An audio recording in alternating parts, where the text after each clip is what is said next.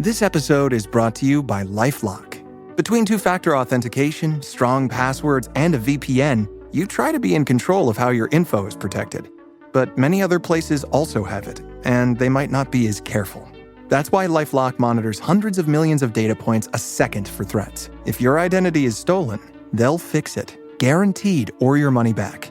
Save up to 40% your first year. Visit lifelock.com/podcast for 40% off. Terms apply.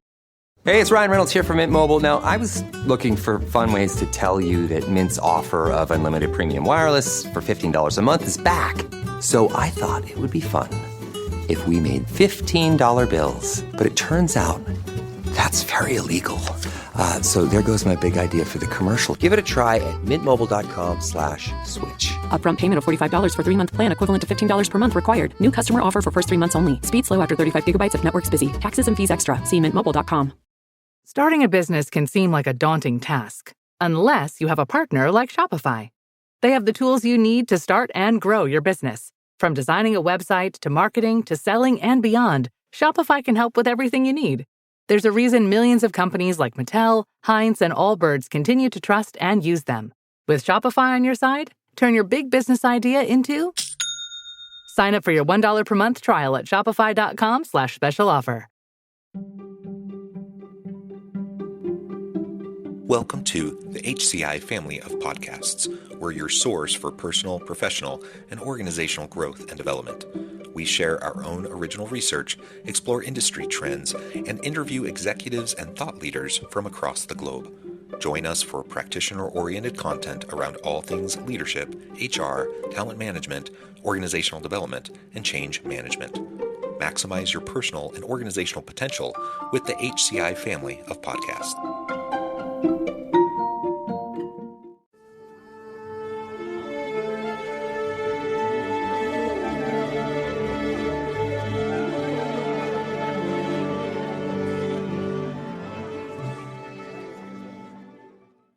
Bessi Graham, welcome to the conversation today. Thank you so much. Lovely to be with you.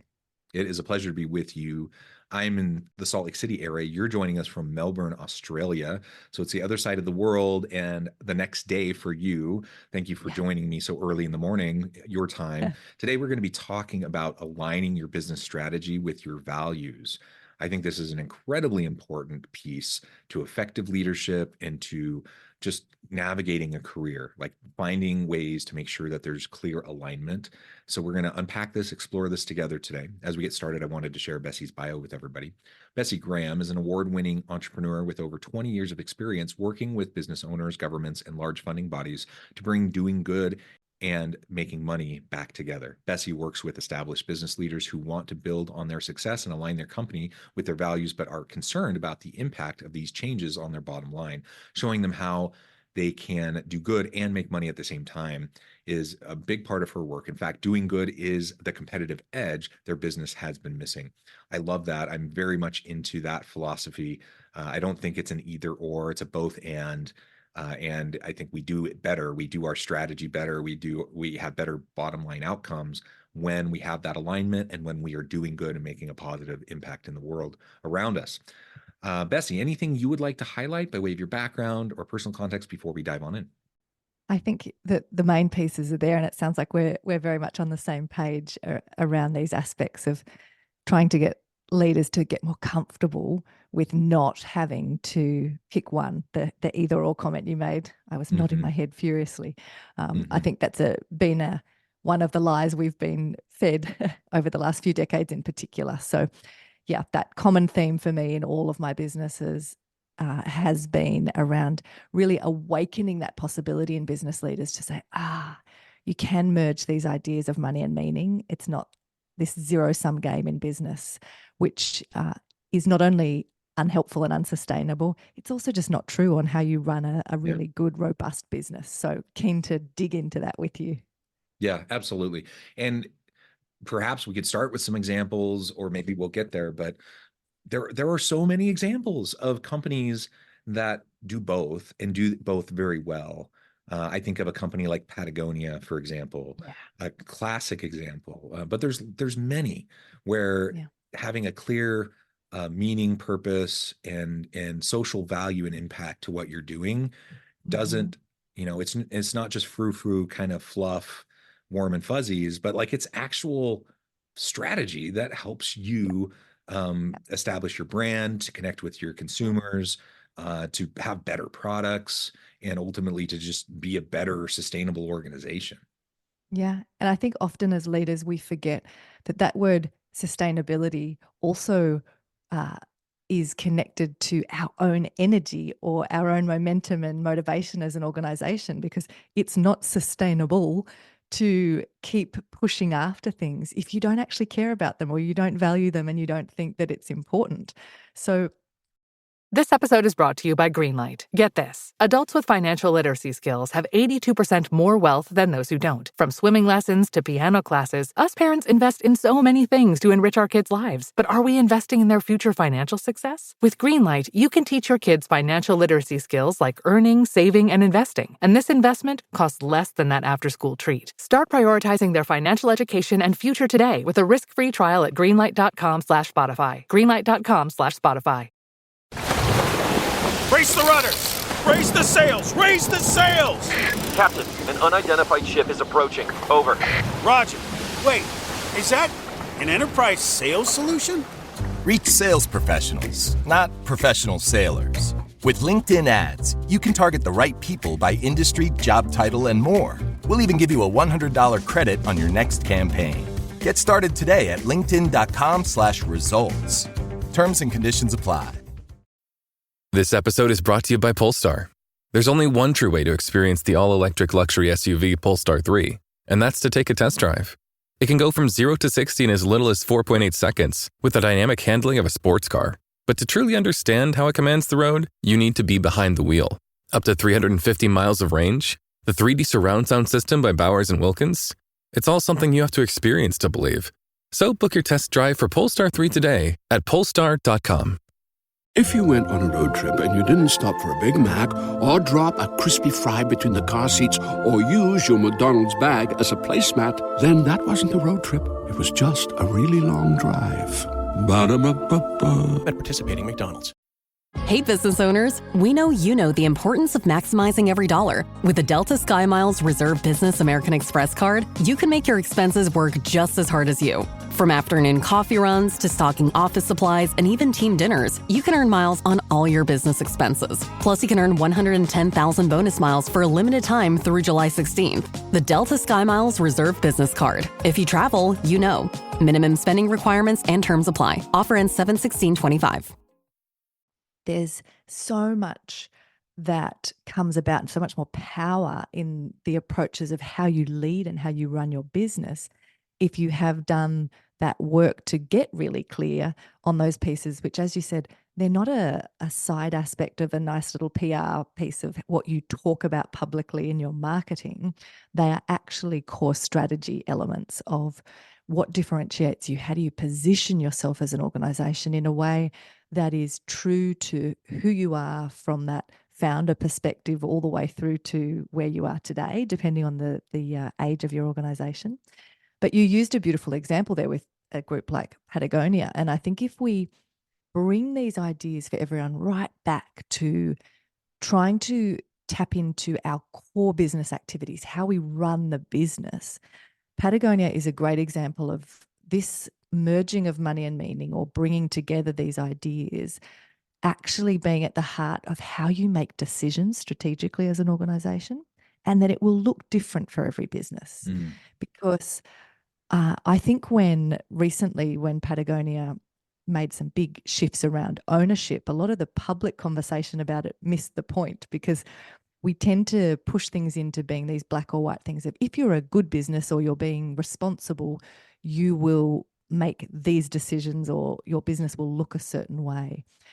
You have to dig a lot deeper and really understand that for Patagonia, the right decision for them around ownership will look different for your organization based on some of those aspects of what do you care about? What are you trying to do in the world? And the decisions that we make and how clear and able to be decisive we are comes back to how deeply rooted in what is most important to us as an organization we are as a leader. And so one of the shifts that I've seen, particularly in the last 4 years with everything that's going on with COVID, Mhm. that leaders have been kind of taken off their game a little bit because they have this identity as being decisive and, quick to make decisions, really people of strategy, and that they have clarity.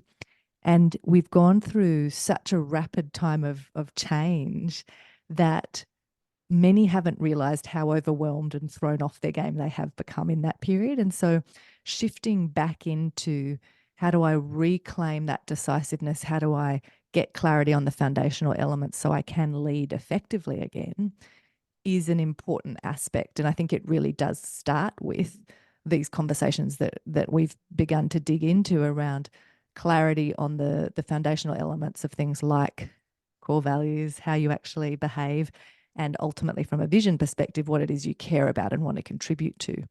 If you're not clear on those, reclaiming any type of decisiveness and visionary capacity as a leader within the crazy times that we now live in, and how the speed of change that organizations are dealing with, is going to be pretty tricky. Very tricky indeed. And your focus on like the complexity of leadership today is a really, really important one. It I think in many ways over the last several years, we've had to rethink what effective leadership looks like, what an effective organization looks like, what effective strategy looks like. And a lot of things that maybe we took for granted or we just kind of assumed, or it kind of had been the way it always had been. And so we just keep doing it that way. All of that had to be reevaluated. And I know that makes life uncomfortable for leaders. But I think it's also healthy in many ways because we've been able to challenge assumptions. We've been able to stop doing things that, didn't serve us anymore. So in the strategy piece, in many organizations has had to be completely redone. Oh, in some places almost from scratch, like completely reworking, like what do we do? How do we do it? Why do we do it this way? All of that's been a painful but healthy process, I think, for most organizations. I want to get into this idea of values aligning with our strategy. Let's talk about the difference between core values and aspirational values, and then we can talk about how we can work towards better alignment. Yeah. Look, I think that distinction around core values and aspirational is one of the most powerful conversations we can have as an organization if we want to actually start to see the power of what clarity around values can be. Because for so long, when values came up as a conversation in a business context, they were quite token and not really done as a deep or reflective exercise that was tapping into what actually was unique about us, what was non-negotiable and just core to who we were as people within that organization. And they were conversations more around, the pieces that we were putting on a poster on a wall, and it was words like, integrity and honesty and all these generic pieces, which don't speak to what makes us different. They don't give guidance to our employees around how we actually behave or what it is that is important to us as an organization. And so the distinction around core values versus aspirational helps us get the benefits of a values conversation, that people then trust us more and understand us more and see reflected in our behavior those things we're professing as our values. So if I give you a starting point, if you like, particularly if it sparks their interest and they want to dig in a little bit more, the best writing I've seen around making the distinction is Patrick Lencioni's work in The Advantage. So he talks about 4 different types of values, but if we just focus on core and aspirational values is a great conversation to have as an organization, because it's where we say, what are the values that would need to be present for us to succeed in the future? So we know that we're going to need them, but if we're honest with ourselves, they don't actually show up naturally in the way we currently behave or how we operate as an organization. And it's important to think about that from a strategic point of view, because we should be looking forward and projecting forward to how do we want to be in the future? Where do we want to grow and change? And how will we need to show up to be competitive in that way? But when we're then honest with that and we frame them as aspirational, not as core, internally with our team or our investors, externally with our customers and those interacting with us, people will be able to understand that because we can say, here's what we know we need to be to succeed in the future. We're not there yet, but here's how we're going to go about, in Horizons, working towards having that as part of how we behave and show up in the world. So it's a more honest reflection of acknowledging what we need to be, but not claiming it to be present already. Because the problem that occurs when we take those kind of aspirational pieces and we start to say they are our core values is, even if it's not conscious for people, they start to have this, that's interesting. Bessi's claiming that as a core value. And I can't say I've ever seen that reflected in how she's making decisions or how she shows up in the world. So we actually start to lose trust, and it takes away from the very exercise we were trying to do. So I think that's why they're important to distinguish the two. And core values from an organizational perspective are pieces that are innate. They've always been there. They're part of who you are. And as I said, they're non-negotiable. You wouldn't just say, oh, okay, it's not really comfortable today, or we're going to lose that client if we stick to it, so we're happy to give it up. They're fundamentally already present and demonstrated in how you show up and behave.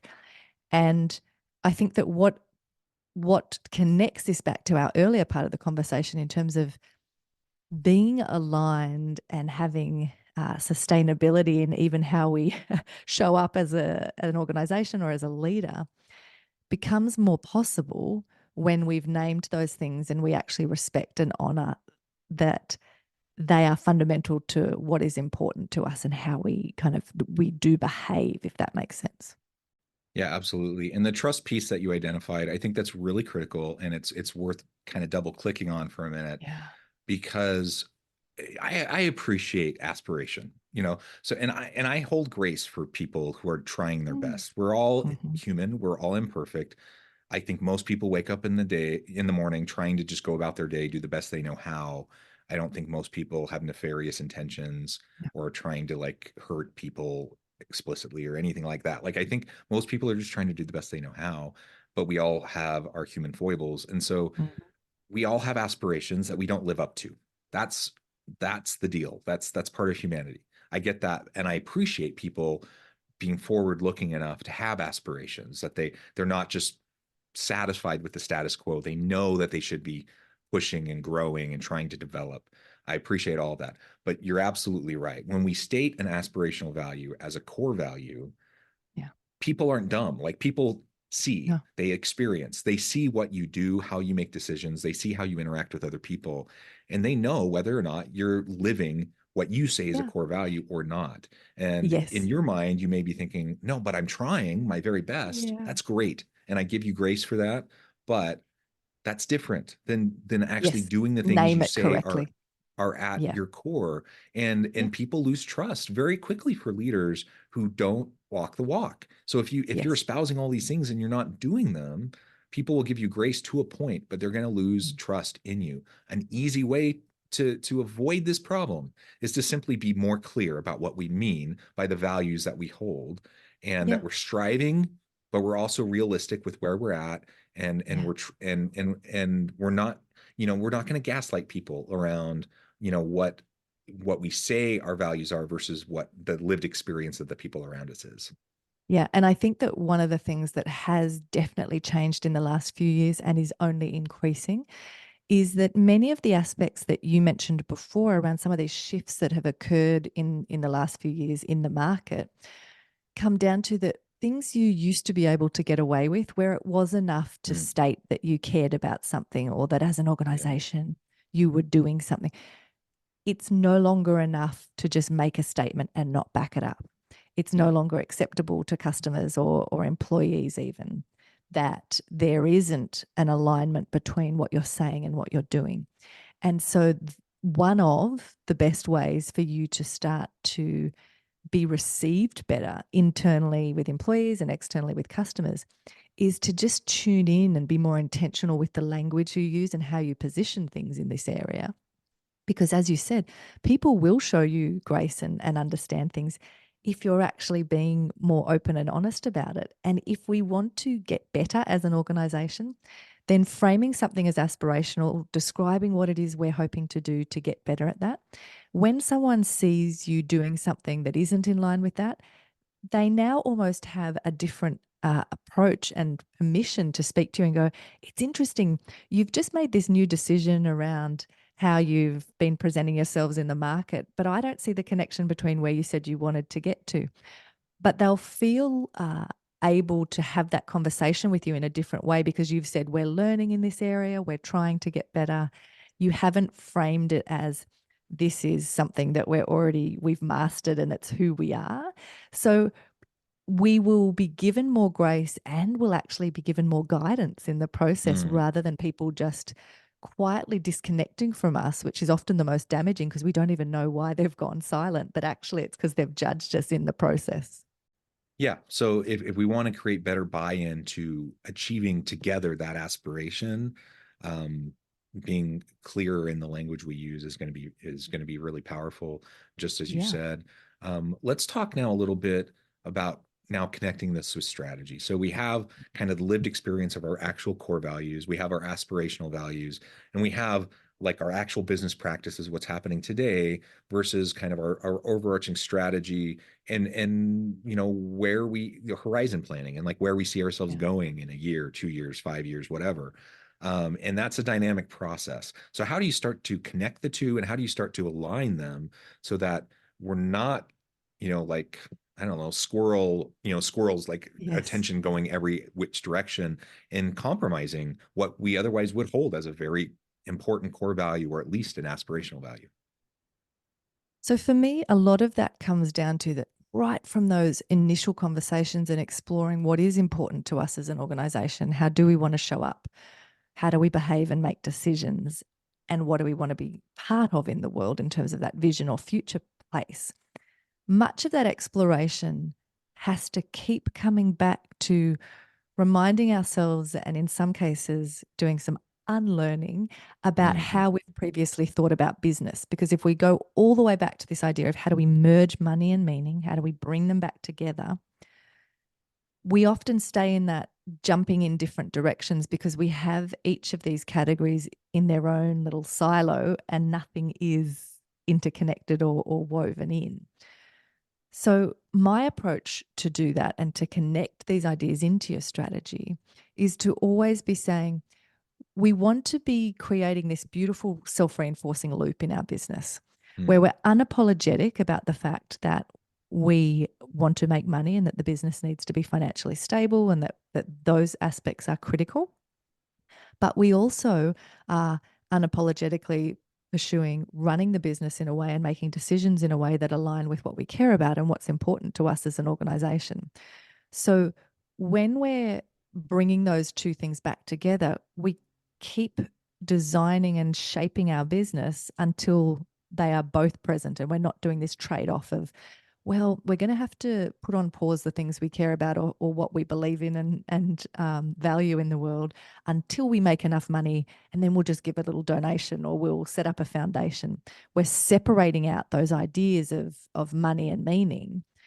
The strategic approach and the angle that gives you those competitive advantages that we touched on at the beginning is to always reconnect those ideas and say, okay, if we've said we care about our team's well-being, for example, and if we've said that's really important to us, how do we tie that into the way we run the business so that in strengthening our support and the culture we've created for our team, it actually has the self-reinforcing loop piece where it generates better outcomes for our clients because we have this team who are feeling great about work, they're settled at home, they're not feeling stressed and under pressure.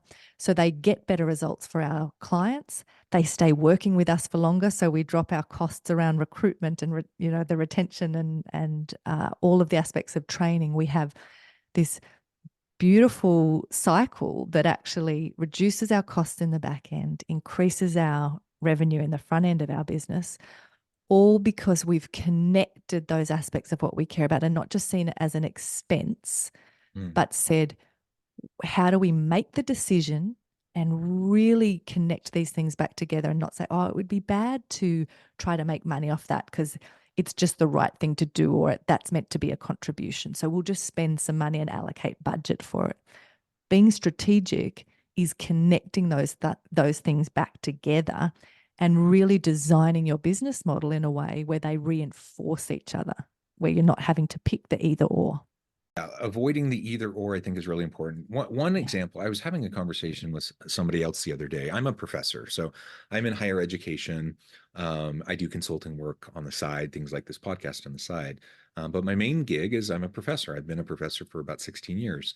And I was talking with someone who was lamenting kind of the corporatization of higher education, of universities. And the question was asked, what do you think about a university being run like a business? I'm like, well, that's a loaded question. Like, there's a ton to unpack there. And I kind of like don't accept the premise of the question. So, I mean, from my perspective, and this is what I told this individual, from my perspective, it's not about whether it's a institution of higher education or a for-profit business or a government agency or a nonprofit, an NGO, whatever, right? Agree. To me, it's how organizations run, how organizations function. And there's successful, healthy organizations, and there are unsuccessful, unhealthy organizations. There are sustainable organizations, there are unsustainable organizations. I have zero problem with a university running like a quote unquote business if the business we're using as an example is a mission-driven, purpose-driven, healthy, sustainable organization. I think that's amazing. And I don't think there's anything uniquely like amazing or wonderful about how institutions of higher ed are run. There are many toxic organizations within higher ed. So it's like it's a false dichotomy. It's not like one's okay and the other's bad. It's about how do we put together organizations? How do we work together as teams? And that's the frame that I brought to that conversation, which I think was probably the first time that individual had ever thought that way. And I think we get too caught up in throwing stones at from the kind of more progressive side. Maybe we're throwing stones at corporations. From the more conservative side, maybe we're throwing stones at higher ed or nonprofits or something like that. Like, it's a bit silly. I think what we all want is good, healthy, effective, sustainable organizations that treat people with dignity and respect. That also, they have to have revenue, they have to make money in order to stay afloat, to make payroll, to like continue to exist. So you have to have that too, but it's not an either or. It's not like you can either be like this dirty money grubbing corporation that exploits the environment and exploits its people and consumers, or you're this super nice, fluffy nonprofit that never thinks about money and just provides free services to people all the time. Like, that's a silly dichotomy, and it doesn't really exist not in the true. world. Yes, exactly. It doesn't actually reflect how things work. And I think it goes back to the aspect that we mentioned before of it's those unconscious and unquestioned beliefs around the purpose of business, or where conversations go to this. Is it a for-profit or a non-profit? Is it this or is it that? The truth is that all of those ideas around the purpose of business being this one-dimensional aspect of profit maximization came into and became just accepted as truth in the 70s, with Friedman and others talking about shareholder primacy and all of these different ideas. But the roots of business, if we go actually back into how deeply human it is to have trade and commerce and bartering and craftsmanship and all of these aspects, are who we are as people. And we have been so surrounded by this unquestioned aspect and demonizing of business because of ideas that have really only taken hold in these last few decades. Now, they've done a lot of damage in that time, but it's not a given, and it hasn't actually played out to be true. And again, people can read and look into different aspects that the businesses where there is just a one-dimensional obsession with profit maximization haven't actually outperformed. And given the changes we've now seen and the realities of the operating environment that we're all in, they absolutely will not be the winners over the long term. So it's a limited way of thinking anyway. And as you said, it doesn't reflect the reality of what occurs. And it's why we need to shift out of being so unconscious and just taking these ideas on, and to instead say, okay, actually, it's irrelevant what legal structure you have. All of those pieces are not the question. If we bring back this idea of the purpose of business not being profit maximization, but instead focus on the ideas of value. So I always say, when we look at the purpose of business, you need to know the value you bring as an organization. You need to understand the value customers want, and then you capture value in return. So if we think of the cycle, it's like, okay, unless we're delivering results, we're not going to drive revenue. That type of business that's driven from that place should in no way be uncomfortable or feel bad about making more money, because you've only made more money on the back of delivering more value. So a shift in how we're even thinking about and what we take responsibility for in the making of the money allows us to then not actually be creating those cycles that you spoke about, where we've made money by taking advantage of someone, or, like, that doesn't have to be the choice that we have in front of us. Yeah, absolutely. Well, this has just been a really great conversation, Bessi. I appreciate it. And first thing in the morning for you, even more impressive. I know at the time I need to let you go and get on with your busy day, but before we wrap things up for today, I wanted to give you a chance to share with the audience how they can connect with you, find out more about your work, and then give us a final word on the topic for today. Yeah, sure. So best place to go is just to my website, bessigraham.com, and we can share the link there. But on the site, what I would love for you to do, if you want to explore a little bit more, is to download. I've got a free resource there around the 5 steps to reclaiming decisive leadership, where I go into 5 of the areas of questions you need to be able to answer and think about as a leader in business.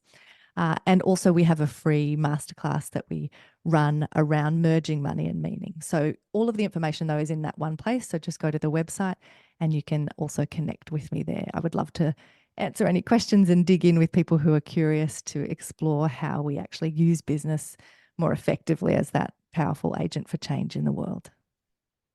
I love it. Thank you, Bessi. It's been a pleasure. I encourage the audience to reach out, get connected, find out more about what Bessi can do for you. And as always, I hope everyone can stay healthy and safe, that you can find meaning and purpose at work each and every day. And I hope you all have a great week.